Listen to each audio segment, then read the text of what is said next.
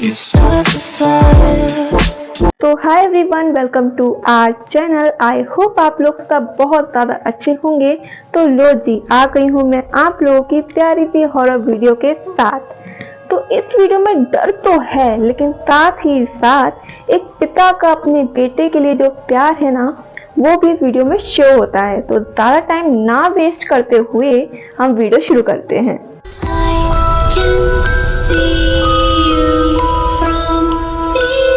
तो गाइस, कहानी की स्टार्टिंग होती है एक न्यू हैप्पी वेडिंग कपल के साथ। सबसे पहले हम इन दोनों का नाम रखते हैं। लड़की का नाम रखते हैं राज और लड़की का नाम रखते हैं प्रीति। तो राज अपनी प्रीति को बहुत ज्यादा प्यार करता था। बेसिकली दोनों दिल्ली रहते थे। राज दिल्ली की कंपनी में मैनेजर था और प्रीति हाउसवाइफ थी। कुछ महीने बाद राज को पता चलता है कि प्रीति प्रेग्नेंट है। इस चीज को सुन के राज की खुशी का तो ठिकाना ही नहीं रहता है। वो इतना खुश होता है कि प्रीति को दुगना प्यार और दुगनी केयर करने लगता है। प्रीति इस चीज को देख के बहुत ज्यादा खुश थी। कुछ महीने बीतते हैं और प्रीति की सास का कॉल आता है।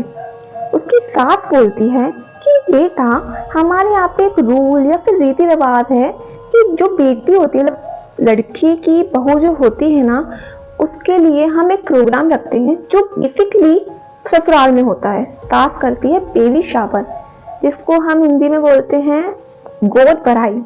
ठीक है। तो प्रीति सब कुछ सुन के एक्साइटेड हो जाती है और बोलती है कि हाँ माँ जी, मैं आ जाऊंगी। ये चीज को सुन के राज बोलता है, तुम पागल हो गई हो, तुम गाँव जाओगी, तुमको वहाँ पे रहना भी आता है क्या?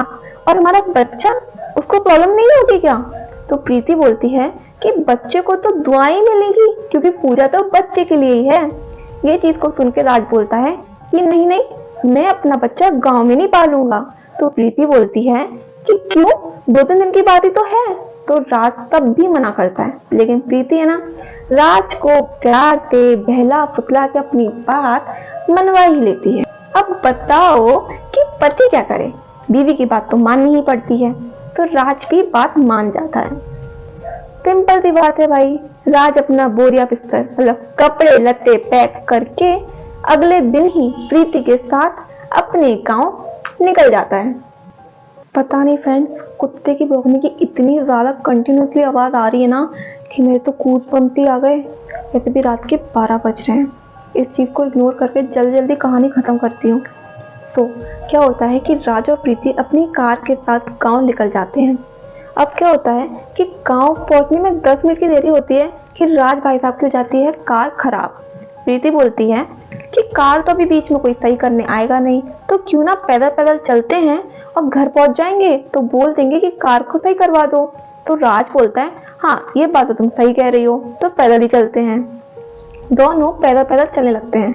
अब 2-5 मिनट होती है कि देखते हैं राज भाई साहब के पैर के नीचे काला जादू का सामान आ जाता है। प्रीति बोलती है तुम इसको टच मत करो, हम साइड से होके निकल लेंगे। लेकिन लड़के तो होते ही सख्त हैं, किसकी सुनते हैं। राज भी ऐसा ही था। उसने बोला कि ये चीज से कुछ नहीं होता, अपने पैर से साइड करके आगे बढ़ जाता है। प्रीति इस चीज को देख के गुस्सा होती है कि तुमको जरूरत क्या थी इसे टच करने की।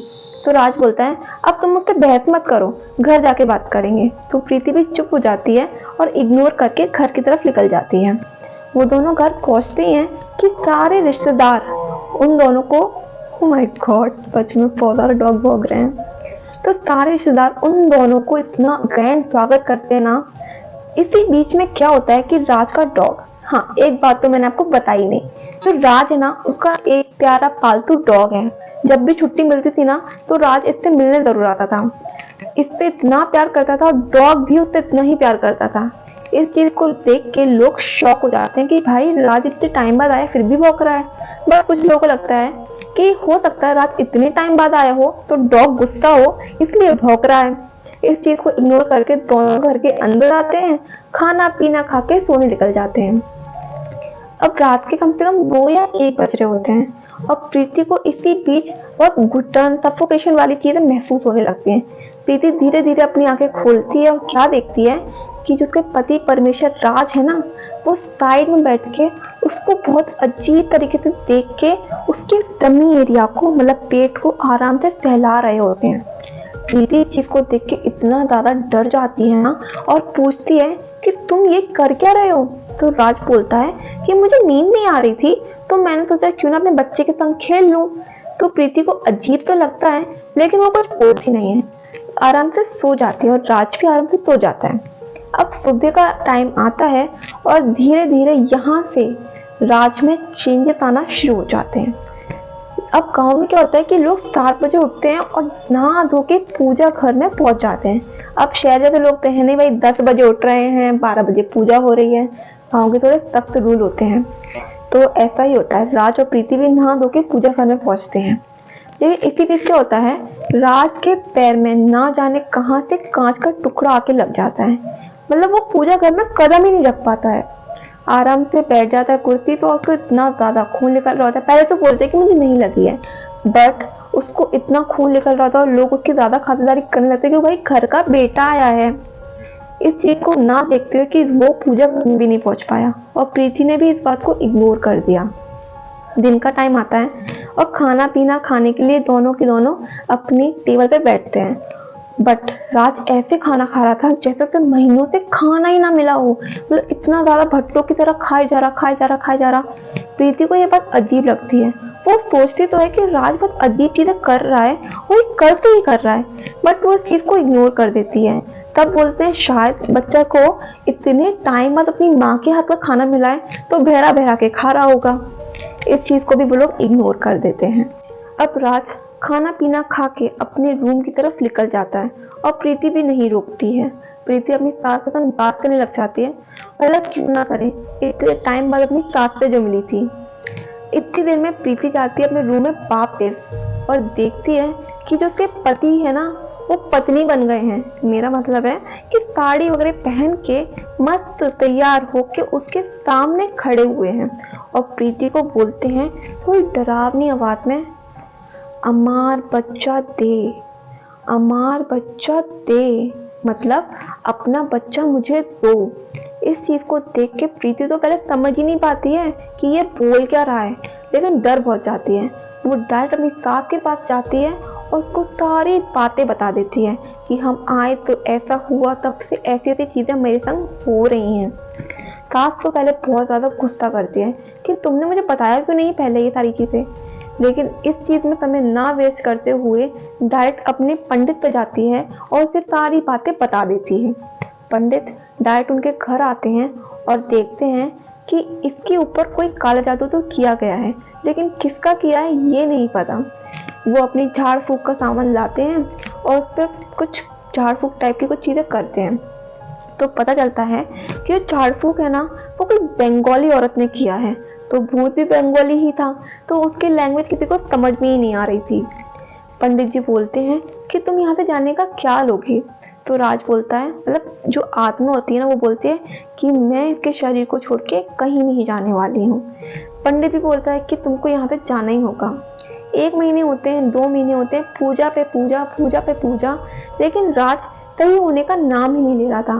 धीरे धीरे तबीयत इतनी ज्यादा खराब होती जा रही थी कि मरने का इतना ज्यादा लग रहा था कि ये इंसान मर ही जाएगा। लेकिन इतनी देर में खुशी आती है कि प्रीति का बेटा हो गया है। अब पंडित जी अपनी पूजा स्टार्ट करने वाले ही होते हैं कि धीरे धीरे राज की बॉडी दोबारा सही होने लगती है।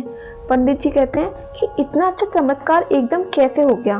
तो लोगों को लगा कि हो सकता है बच्चा हुआ है, उसके शुभ कर्म हो, शुभ चरण हो कि उसका पिता धीरे धीरे सही हो रहा है।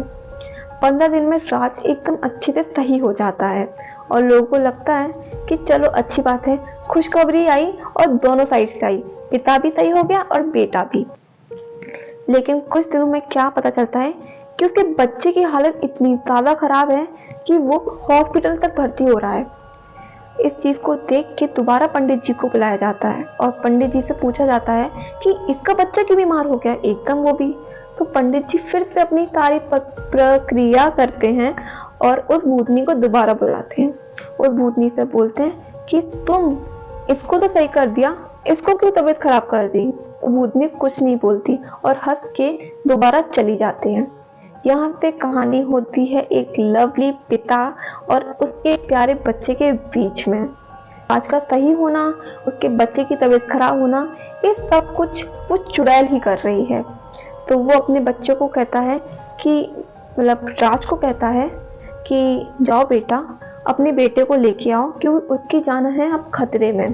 वो अपने बेटे को लेके आते हैं और पंडित जी झाड़ फूक करते हैं। उस भूतनी को दोबारा बुला जाया जाता है, मतलब दोबारा बुलाया जाता है। पता नहीं क्यों मेरे डर के मारे आवाज ही जा रही है। भूतनी बोलती है आके, मतलब चुड़ैल बोलती है कि मुझे भेजा इसलिए गया है कि या तो मैं राज की जान लूं या फिर उसके बेटे की जान लूं। तो पंडित जी बोलता है कि मैं तुम्हें इन दोनों में से किसी की भी जान लेने नहीं दूंगा। पंडित जी बहुत सारी पूजाएं करते हैं, बहुत कुछ करते हैं, लेकिन इतनी देर में उसका बेटा इतना रो रहा होता है, इतना रो रहा होता है, इतनी ज़्यादा तबीयत खराब हो रही है कि राज को ये देखा ही नहीं जाता है। और राज उस भूतनी से जल्दी जल्दी बोलता है कि अगर तुमको एक इंसान की जान चाहिए तो तुम मेरी जान ले लो, लेकिन मेरे बेटे को प्लीज छोड़ दो। भूतनी उसकी ये बात सुनते ही राज के शरीर में जाती है और राज हवा में उड़ने लगता है और अपने प्राण त्याग देता है, मतलब मर जाता है। ये कहानी तो यही खत्म होती है। आप जरूर बताइएगा कि आपको राज और प्रीति की ये कहानी कैसी लगी। मिलते हैं अगली हॉरर वीडियो में, तब तक के लिए आपको बाय।